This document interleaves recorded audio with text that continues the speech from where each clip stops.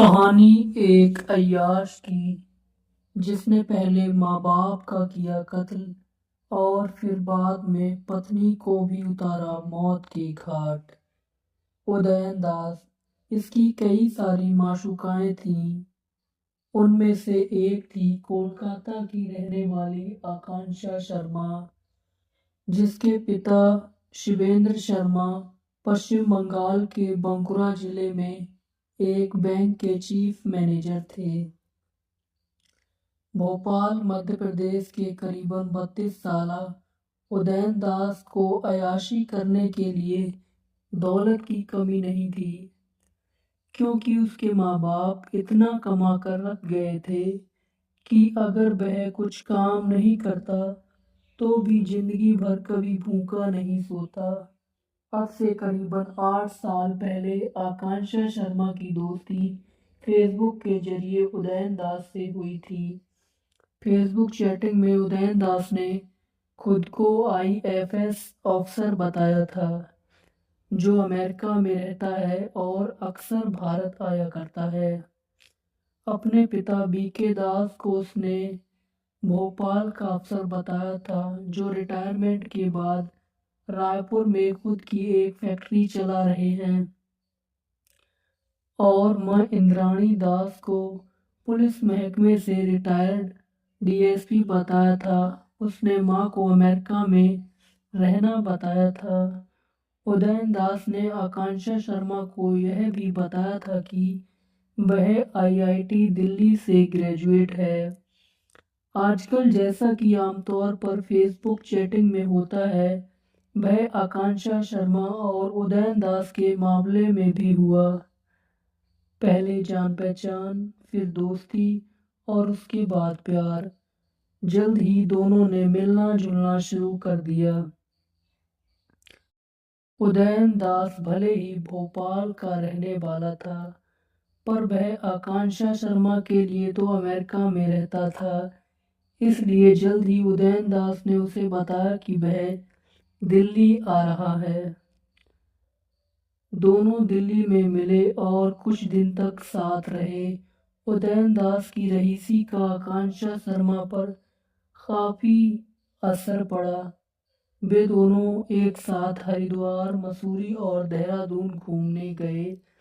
एक ही साथ एक ही होटल में और एक ही कमरे में रुके।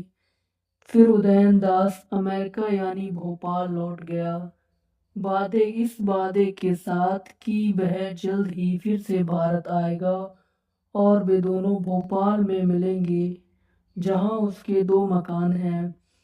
उदयन दास ने आकांक्षा शर्मा को यह भी बताया था कि उसका मकान भोपाल वाला काफी बड़ा है और उसका नीचे वाला हिस्सा किराए पर ब्रह्म कुमारी आश्रम को दे रखा है। इन 2-3 मुलाकातों में आकांक्षा शर्मा सोचने लगी कि उदयन दास वैसा ही लड़का है जैसा वह चाहती थी। वह तो शादी के बाद अमेरिका में नौकरी करने के सपने देखने लगी थी, लिहाजा उन दोनों ने शादी करने का फैसला कर लिया। शादी, कत्ल और कब्र। एक दिन उदयन दास ने आकांक्षा शर्मा को बताया कि उसका मन अब अमेरिका में नहीं लग रहा है और वह उससे शादी कर भोपाल में ही बस जाना चाहता है। इससे अमेरिका जाकर नौकरी करने का आकांक्षा शर्मा का सपना मिट्टी में मिल गया, क्योंकि अब तक वह अपने घर वालों को बता चुकी थी कि वह नौकरी करने अमेरिका जा रही है। आकांक्षा शर्मा उदयन दास को चाहने लगी थी, इसलिए वह भी राजी हो गई। नहीं तो आजकल उसे कभी तो अमेरिका जाने का मौका मिल ही जाएगा। यह सोचकर वह उदयन दास की बताई तारीख पर बीते साल जून के महीने भोपाल आ गई। माँ बाप से हकीकत छिपाने के लिए उसने यह झूठ बोला कि वह नौकरी करने न्यूयॉर्क जा रही है। आकांक्षा शर्मा ने भोपाल के ही पिपलानी के कालीबाड़ी मंदिर में उदयन दास के साथ शादी कर ली। इस दौरान वह फ़ोन पर घरवालों से बात करती रही, लेकिन खुद को अमेरिका में होने का झूठ बोलती रही। कुछ दिन बाद उदयन दास के साथ बीवी की तरह गुजारने के बाद आकांक्षा शर्मा को मालूम हुआ कि उसके पति ने कई सारे उससे झूठ बोले हैं, क्योंकि वह ना तो कभी अपने माँ बाप से फ़ोन पर बात करता था और ना ही उनके बारे में पूछने पर कुछ बताता था। हद तो उस वक्त हो गई जब आकांक्षा शर्मा को यह पता चला कि उदयन दास अव्वल दर्जे का नशेड़ी है और दूसरी कई लड़कियों के साथ उसके नाजायज संबंध हैं। जुलाई तक आकांक्षा शर्मा ने अपने घर वालों से फ़ोन पर बात की, लेकिन अब वह उनसे बात करना कम कर चुकी थी। लेकिन धीरे धीरे फिर से एसएमएस के जरिए उसकी बात अपने घर वालों से होने लगी। 14 जुलाई का दिन आकांक्षा शर्मा पर कहर बनकर टूटा। अगर उदयन दास ने उससे कई सारे झूठ बोले थे, तो उसने भी उससे एक झूठ बोला था। दरअसल आकांक्षा शर्मा का एक बॉयफ्रेंड था और जिसने उदयन के पास कुछ फोटो व्हाट्सएप किए थे जो आकांक्षा के साथ कम कपड़ों में थे। ये फोटो उदयन दास की निगाहों में आए तो वह भड़क उठा। उसने आकांक्षा से पूछा तो आकांक्षा ने कुछ सच्ची और कुछ झूठी बातें उसे बताईं। तो उदयन को लगा कि आकांक्षा ने उससे झूठ ही बोला है। साथ ही उसके नाजायज संबंध उसके पुराने बॉयफ्रेंड से है और वह उसे पैसे भी देती रहती है। रात को लड़ झगड़ कर आकांक्षा तो सो गई, पर उदयन की आंखों में नींद नहीं थी। साथ ही में सो रही बीवी उसे अब एक धोखेबाज लगने लगी थी।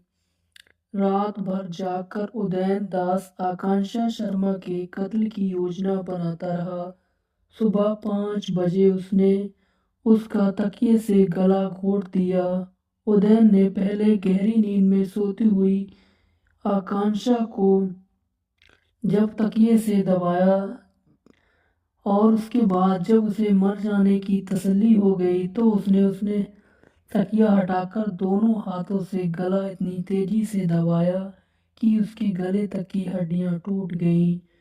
अब आकांक्षा की लाश को ठिकाने लगाने की समस्या उसके सामने आ गई। सुबह की नज़दीक की दुकान से उसने 14 बोरी सीमेंट खरीदा और आकांक्षा की लाश एक पुराने बक्से में डाल दी और करीबन 10 बोरी सीमेंट खोलकर उसमें भर दिया, जिससे लाश जम जाए, बक्से से बदबू न आए, इसलिए उसने चारों तरफ सेलो टेप लगा दी। दोपहर को उसने अपने एक पहचान वाले मिस्त्री रवि को बुलाया और कमरे में चबूतरा बनाने की बात उससे कही। इस बात से उदयन बहाना बनाया कि वह यहाँ मंदिर बनवाना चाहता है। रवि ने चबूतरा बनाने के लिए कमरा खोद दिया, पर चूंकि उसके सामने लाश वाला संदूक नहीं रखा जा सकता था, इसलिए उदयन ने चतुराई से उसे सुलझाकर और बातों में लेकर तगड़ा मेहनताना देकर चलता कर दिया। इसके बाद उसने बक्सा गड्ढे में डाल दिया और उस पर मिट्टी डालकर चबूतरा बनवा दिया और उस पर मार्बल भी चढ़ दिया था। यूं पकड़ा गया उदयन।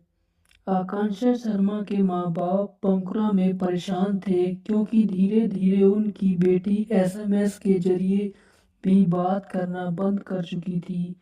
कुछ दिनों तक तो उन्होंने सब्र रखा, लेकिन किसी अनहोनी का शक उन्हें हुआ तो उन्होंने आकांक्षा की गुमशुदगी की रिपोर्ट पुलिस में दर्ज करा दी।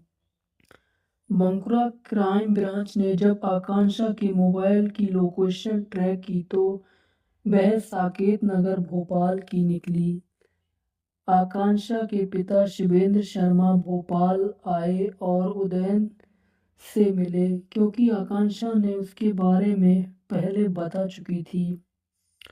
उदयन ने गोलमोल बातें बताते हुए उन्हें चलता कर दिया कि आकांक्षा तो न्यूयॉर्क में नौकरी कर रही है।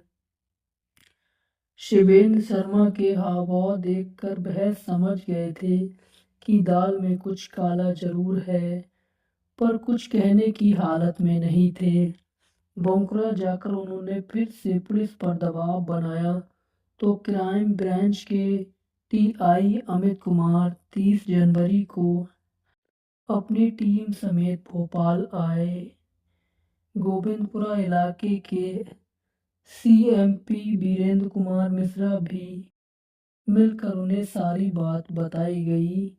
इस पर पुलिस टीम के साथ आकांक्षा का छोटा भाई आयुष भी आया था, जो बहन की चिंता में घुला ही जा रहा था। पुलिस वालों ने योजना बनाकर उदयन की निगरानी की तो उसकी तमाम हरकतें और रहस्यमयी निकली। 31 जनवरी और 1 फरवरी को पुलिस उदयन की निगरानी करती रही।